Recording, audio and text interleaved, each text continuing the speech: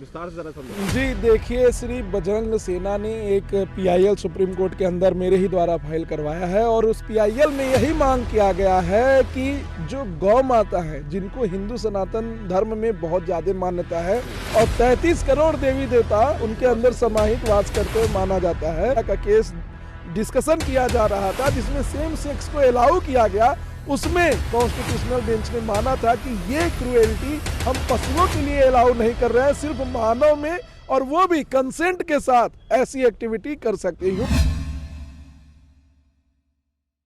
नमस्कार दोस्तों, तो ये वीडियो है गौ माता के साथ होते हुए दुराचार के लिए जो एक पीआईएल डाल गई है उसके ऊपर बात करने जा रहा हूँ सुप्रीम कोर्ट एडवोकेट विशाल जी से। लेकिन उससे पहले गौ रक्षकों, गौ माता के ऊपर जिस तरीके से गौ माता को राष्ट्र माता की बात कही गई और सनातन एकता यात्रा में बहुत से आह्वान हुए, उसी में से एक आह्वान था शराबबंदी का।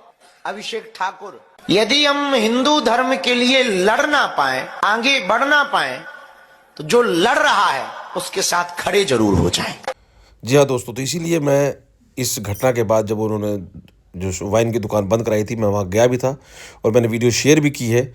उसमें मैंने वहाँ के लोगों से लोकल बात भी की। मैंने कहा कि ब्रज वाले क्यों नहीं इसको मुहिम बना रहे हैं या क्यों नहीं उठ के आ रहे हैं, दिल्ली से लड़के आके ये सारी चीज़ें कर रहे हैं, ऐसा क्यों? तो तरह तरह के बयान, तरह तरह के विचार, और वो विचार मैं ऑलरेडी शेयर कर चुका। अभी एक बालक बहुत जूझ रहा है, दक्ष चौधरी बहुत लड़ रहा, गौ माता के लिए, हिंदुत्व के लिए, ब्रज क्षेत्र को मांस मदिरा मुक्त बनाने के लिए। उसके साथ में पूरी टीम, और एक बालक बहुत अच्छा बोलता है, अभिषेक ठाकुर। तो दोस्तों, अगर आपने वीडियो देखी हो तो अभिषेक ठाकुर से मैंने बात भी की थी, इस यात्रा के दौरान मुझसे मिले थे। लेकिन गुरुदेव ने जिस तरीके से इनका समर्थन किया है, मंच से उन्होंने जो कही थी वो बात मैं आपको दिखाता हूँ। तो हमको पदयात्रा में भी मिले। ये बच्चे अभी इतना पुरुषार्थ कर रहे हैं, युवान बच्चे हैं, जोश भी है इनमें। हाँ, थोड़ा थोड़ा कभी कभी होश भी खो बैठते हैं। तो नो डाउट दोस्तों, लेकिन शराब ठेके वगैरह आप देख सकते हैं, कथाओं के डेट के प्रचार के पोस्टर दिखाई दे रहे हैं साफ आपको। तो बहुत सी चीज़ें ऐसी हैं जो कहीं ना कहीं आईना दिखाती हैं कि यहाँ ब्रजवासियों को एक्शन लेना पड़ेगा और इस चीज़ की आवाज़ उठानी पड़ेगी। इन लड़कों ने किया, तरीका जो भी था, लेकिन चीज़ वही कही जो गुरुदेव ने अपने मन से आह्वान की थी कि इन सब को, मांस मदिरा को यहाँ से बंद होना चाहिए। हम उनके समर्थन में खड़े हैं। संकल्प है संपूर्ण भारत के देवालय, तीर्थ, मंदिर और मंदिरों के आसपास बैठे भगवान, वहां नहीं रहेगी मांस मदिरा की, वहां नहीं रहेगी मांस मदिरा की।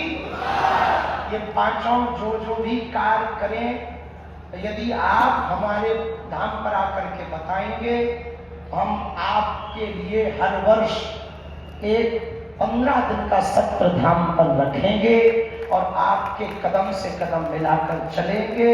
ये संतों के साथ आपके यहाँ कोई भी विपत्ति आती है तो हम सब संत वो उस स्थान की चर्चा पूरे भारत तक पहुंचाएंगे। तो गुरुदेव ने जो कहा था वो करके दिखाया। मांस मदिराओं के ऊपर अंकुश लगना चाहिए, उनका समर्थन सदा है। अब क्या मैटर है गाय का और किस तरीके से गाय के साथ जो दुर्व्यवहार हो रहा है उसके लिए एक पीआईएल डाली गई है, किस लिए डाली गई है, वो सब समझते हैं विशाल जी से। क्योंकि गौ माता को राष्ट्र माता की बात कही जा रही है, यहाँ गौ के साथ इस तरीके के नियम कानून में ढिलाई और किस तरीके से शराब और ये सब मांस मदिरा की दुकानें ऐसी जगह पे खुलना ही अपने आप में एक क्वेश्चन मार्क लगाता है कि आखिर इन सब चीज़ों को आप कैसे वहाँ पर अलाउ कर सकते हैं, परिशमन के द्वारा, जो कि बताई गई वहाँ लोकल के द्वारा कि भाई एरिया यहाँ से वहाँ पड़ रहा है वहाँ। तो ये बहुत सी चीज़ें कानूनी जो दाव पेच हैं उसके ऊपर नज़र रखना बहुत ज़रूरी है। आप कैसे सोचते हैं? चलिए बात करते हैं पीआईएल के ऊपर विशाल जी से और समझते हैं मैटर क्या है। नमस्कार दोस्तों, तो मैं हूँ सुप्रीम कोर्ट के परिसर में, हमारे साथ विशाल जी हैं, सुप्रीम कोर्ट अधिवक्ता। तो एक गाय माता, गाय के आप देख सकते हैं अपने देश में क्या छवि है, और गाय क्राइम, जो गाय के साथ भी किसी भी तरीके का दुर्व्यवहार होता है या गलत उसके साथ किया जाता है, उसके प्रति कुछ जो धाराएं हैं या उस पर जो सज़ा है उसको कम किया गया है, उसके बारे में चर्चा हो रही थी कोई विशाल जी के साथ अभी हमारी ऑफ द कैमरा। उसी को समझते हैं किस तरीके से गाय को, जिस तरीके राष्ट्र माता, उसी चीज़ को समझने के लिए विशाल जी के पास आया। विशाल जी, कैसे देख रहे हैं इस पीआईएल को, जरा विस्तार से जरा समझाइए। जी देखिए, श्री बजरंग सेना ने एक पीआईएल सुप्रीम कोर्ट के अंदर मेरे ही द्वारा फाइल करवाया है और उस पीआईएल में यही मांग किया गया है कि जो गौ माता है, जिनको हिंदू सनातन धर्म में बहुत ज़्यादा मान्यता है और 33 करोड़ देवी देवता उनके अंदर समाहित वास करते हुए माना जाता है, तो 2023 के पहले जब आईपीसी था, इंडियन पिनल कोड, तो उनके साथ जो अननेचुरल सेक्स होता था, जो किसी मेल्स के द्वारा गौ माता के साथ अननेचुरल सेक्स किया जाता था, तो उसके लिए मिनिमम सजा 10 साल थी और मैक्सिमम लाइफ इम्प्रिजमेंट था। लेकिन जब बीएनएस आया, जो नया एक्ट आया, भारतीय न्याय संहिता, तो उसमें उसको खत्म कर दिया गया। अब इनको प्रोटेक्ट करने के लिए बस एक क्रुएल्टी एक्ट की धारा 11(1)(a) है और जिसमें मैक्सिमम पनिशमेंट 50 रुपए, 100 रुपए और 1 दिन की सजा है। तो उसके बाद कई सारे मुस्लिम लोग ऐसे वीडियो को बनाकर जमाना है तो जी लोगों को फैला रहे हैं और कहीं ना कहीं एक मौकरी करने का काम कर रहे हैं, चिढ़ाने का काम कर रहे हैं। और इसमें ना तो सरकार ने कोई बड़ा एक्शन लिया और ना ही उच्चतम न्यायालय ने कोई बड़ा एक्शन लिया। इसी के लिए हमने पीआईएल दाखिल किया गया है। जब नवतेज सिंह जौहर वर्सेस यूनियन ऑफ इंडिया का केस डिस्कशन किया जा रहा था, जिसमें सेम सेक्स को अलाउ किया गया, उसमें कॉन्स्टिट्यूशनल बेंच ने माना था कि ये क्रुएल्टी हम पशुओं के लिए अलाउ नहीं कर रहे हैं, सिर्फ मानव में, और वो भी कंसेंट के साथ ऐसी एक्टिविटी कर सकते हैं, ह्यूमन बीइंग, नॉट एनिमल। तो एनिमल की एक परिभाषा में हमारी गौ माता भी आती है। जब नवतेज सिंह जौहर के केस में 5 जजों की बेंच का मानना था कि किसी भी पशु के साथ ऐसी एक्टिविटी होती है तो वो मेंटल क्रुएल्टी में भी आती है और ऐसी एक्टिविटी नहीं होनी चाहिए। उसके बाद भी ऐसी एक्टिविटी हो रही है। 2021 से 2025 के बीच 7 लाख ऐसी घटनाएं हुई हैं जिसमें कि वीडियो वायरल हो रहा है और पशुओं के साथ, गाय माता के साथ अननेचुरल सेक्स ऐसे पर्टिकुलर लोगों के द्वारा किए जा रहे हैं। तो फिर इस तरीके के रिलैक्सेशन और इस तरीके की चीज़ें क्यों? क्योंकि यहाँ तो राष्ट्र माता का दर्जा देने की बात होती है और गौ के लिए तो देख रहे हैं कितनी मुहिम चल रही है, साधु संत से लेके बहुत से ऐसी संस्थाएं जिस तरह ये बजरंग दल हो गया, देखिए फिर हमारी संसद ने जब बीएनएस को बनाया तो सही तरीके में अगर माने तो जो ब्यूरोक्रेट्स थे उन्होंने जो एडवोकेट्स और बार और बेंच के लोगों के साथ डिस्कशन नहीं किया और उस डिस्कशन न करने की वजह से ये सब खामियां जो निकलकर सामने आ रही हैं वो देखी जा सकती हैं। आज गौ माता के साथ ऐसे अभद्र व्यवहार किए जा रहे हैं और बहुत से लोग ऐसा बहुत वीडियो डालते हैं जिसमें अननेचुरल सेक्स होता है उनके साथ, और कई बार तो ऐसा होता है कि लाठी लेकर गौ माता को पीट रहे हैं और उसके बाद वो वीडियो को वायरल कर देंगे। तो ऐसी वीडियो को देखने के बाद हर एक हिंदू सनातनी धर्म को मानने वाले का दिल पूरा द्रवित हो जाता है कि हम अपनी गौ माता को इस स्थिति में नहीं देख सकते। इसीलिए हमने सुप्रीम कोर्ट में पीआईएल दाखिल किया है और हमें honourable chief justice of India justice Suryakant ji से बहुत ही न्याय की उम्मीद है, क्योंकि हम मानते हैं कि जब यह देश कुत्तों का मुकदमा सुन सकता है और ऐसे मुकदमों को सुनकर उनके फेवर में न्याय कर सकता है, तो गौ माता हमारी आस्था का विषय है, हमारे सेंटिमेंट्स का विषय है और इनको भी इसमें मानना चाहिए और ऐसे अननेचुरल ऑफेंसेस को रोकना चाहिए और पनिशमेंट को फिर से पुराने वाला कर देना चाहिए, बढ़ाना चाहिए और कहीं ना कहीं और रिगरस पनिशमेंट करना चाहिए, जिससे कि किसी की हिम्मत ना हो कि हमारे गौ माता के साथ ऐसी कोई एक्टिविटी करें। क्योंकि वीडियो की आपने बात की तो वीडियो तो कई बार देखा जाता है कि बांग्लादेश, पाकिस्तान इधर उधर से लाके प्रोवोक करने की, चढ़ाने की कोशिश की जाती है, लेकिन यहाँ पर इस तरीके की चीज़ें, ये रिलैक्सेशन देना अपने आप में एक सवाल खड़ा करता है। जहाँ राष्ट्रमाता की बात की जा रही है गौ माता को, तो कब तक क्या कुछ लग रहा है ये किस तरीके से जी, और ये नजर पे कब आई और ये बातें कब, आप कह रहे हैं कब से ये इम्प्लीमेंट हुई है? जी देखिए, बीएनएस इम्प्लीमेंट हुआ 2024 से। अच्छा। और नज़र में बातें तब आई जब ऐसे लोगों को यह उनके धर्मगुरुओं ने बताया कि अब आप ऐसे काम कर सकते हैं और आपको जेल नहीं होगा। मध्य प्रदेश में, छत्तीसगढ़ में, गुजरात में कम से कम 1000 ऐसे केसेस रजिस्टर्ड हुए हैं जिनमें उनको कोई पनिशमेंट नहीं हुआ और वो ऐसी एक्टिविटी करने का वीडियो पूरा अवेलेबल है। जब यहाँ की कॉन्स्टिट्यूशनल बेंच, जिसमें 5 जज बैठते हैं, पांचों जज अपने माइंड से, अपनी रीजनिंग से कोई जजमेंट को डिसाइड करते हैं, उन्होंने ये माना कि एनिमल क्रुएल्टी को हम इसमें नहीं रखेंगे, नहीं रिलैक्स करेंगे और किसी भी एनिमल के साथ अगर कोई ऐसी एक्टिविटी करता है तो हम उसे ऑफेंस मानेंगे। फिर क्यों नहीं संसद ने बीएनएस में इसको इम्प्लीमेंट किया? दूसरी चीज जो कि बहुत ही जरूरी है जानना, नवतेज सिंह जौहर वर्सेस यूनियन ऑफ इंडिया के केस में ऑनरेबल सुप्रीम कोर्ट ने कहा कि जो फंडामेंटल राइट हमें मनुष्यों को मिले हैं अंडर कॉन्स्टिट्यूशन, वही फंडामेंटल राइट एनिमल्स को भी दिए जाते हैं।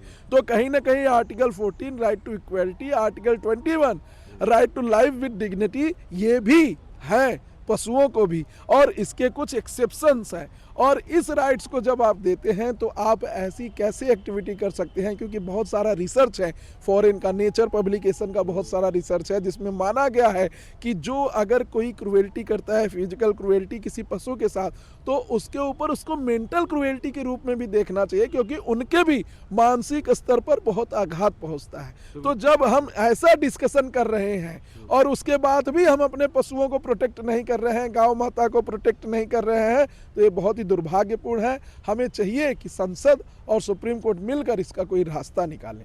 वो तो विपक्ष या कहें विरोधी तो कहेंगे ना, सरकार आपकी है, सब कुछ है और आपके सामने सारी चीज़ें हो रही हैं, संसद से चीज़ नहीं हो रही, पास होना चाहिए, पहले ही से नियम सख्त होने चाहिए। तो ये इतना अनदेखा क्यों आखिर? मतलब ये सरकार को भी थोड़ा सा मैं समझता हूँ कि हर चीज़ में इतना लाइटली लेना, और फिर उसके बाद जब सड़क पे कोई विद्रोह होता है, जैसे अब इस तरह आपके ठेके की बात हुई मथुरा वृंदावन में, तो लड़कों ने जाके अग्रेसिवली वहाँ पे जाके शटर डाउन किया वो सब जेल में। तो कहीं ना कहीं ये सरकार, जब बोला जा रहा है कि हिंदू की सरकार है, इस तरीके से विपक्ष तो सरेआम सर्टिफिकेट बांट रहा है ना, फिर भी ऐसी चीजें क्यों छूट? देखिए, पहली चीज तो सरकार ना सिर्फ हिंदू की, सरकार पूरे देश की है। लोग ये ठिमगा ठाम देते हैं कि सरकार हिंदुओं की है, मुसलमानों की है, इनकी है, उनकी है। जब एक प्रधानमंत्री होता है तो प्रधानमंत्री 150 करोड़ जनता का होता है। हो सकता है कि संसद को या लॉ मिनिस्टर को कुछ ऐसे पॉइंट छूट गए हों जिसकी जानकारी उन्हें न मिली हो, उसको जानकारी देने का काम हम सुप्रीम कोर्ट के माध्यम से सरकार को गाइडलाइन दिलवाने का काम, डायरेक्शन दिलवाने का काम कर रहे हैं। इसके बाद भी अगर सरकार कोई कानून नहीं बनाई तो हम सभी गौरक्षकों को जमीन पर उतरना होगा और इसके लिए विरोध करना होगा, क्योंकि हमारे लिए सबसे पहले गौ माता है, हमारे लिए सबसे पहले राष्ट्र है, हमारे लिए सबसे पहले हमारी मातृभूमि है, उसके बाद ही दूसरा कोई है। कोई भी सरकार हो, सरकार आएगी और चली जाएगी, लेकिन हमारी मातृभूमि, हमारी गौ माता, हमारी देश की अखंडता, शांति और इस देश की संप्रभुता बनी रहनी चाहिए, इस देश में समरसता बनी रहनी चाहिए। और इसके ऊपर अगर कोई प्रश्न चिन्ह उठाएगा तो उसका बखौल जवाब इस देश की जनता करेगी।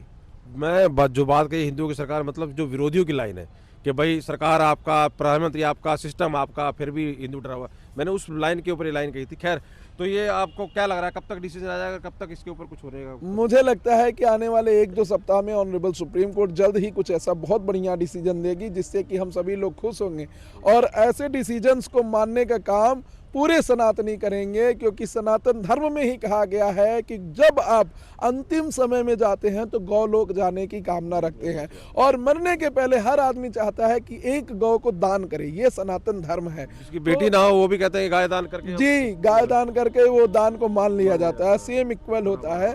तो ऐसे गौ माता को और ऐसे हिंदू सनातन धर्म की रक्षा करने के लिए मुझे लगता है कि कास्ट कोई नहीं देखेगा, हर धर्म से, हर जात से लोग सामने आएंगे और इस पीआईएल का समर्थन करेगा, और सरकार भी इसके पक्ष में जरूर रिप्लाई देगी। और मेरा सभी हिंदू सनातनी भाइयों से कहना है कि अब आपको अपनी आवाज़ बननी होगी। कुछ मुद्दे हो सकता है सरकार भूल गई हो, कुछ मुद्दे हो सकता है सरकार से छूट रहे हो, वो मुद्दों को बताने का काम हम लोग करेंगे। और उसके बाद भी अगर सरकार कुछ काम नहीं करती है तो हम लोग अपने धर्म को बचाने के लिए सड़कों पर उतरेंगे। पर लीगली जाने की जरूरत है। जिस तरीके से हमने देखा वैधानिक रूप से वृंदावन वाले इशू पे या किसी भी इशू के ऊपर आप एग्रेसिव होकर सड़क के ऊपर ऐसे कुछ नहीं कर सकते, क्योंकि फिर उसमें तो फिर जब आप कानून हाथ में ले रहे हैं तो फिर केस ही पलट जाता है, मुद्दा ही चेंज हो जाता है। लेकिन लीगली तरफ से विरोध होगा, क्योंकि यहाँ पर गौ माता को राष्ट्र माता कहा जाना जरूरी है। ऐसी डिमांड सड़कों पे होती हुई नजर आ रही है और लोग चाहते हैं, आखिर ये हिंदुस्तान है, तो यहाँ गौ माता के साथ इस तरीके का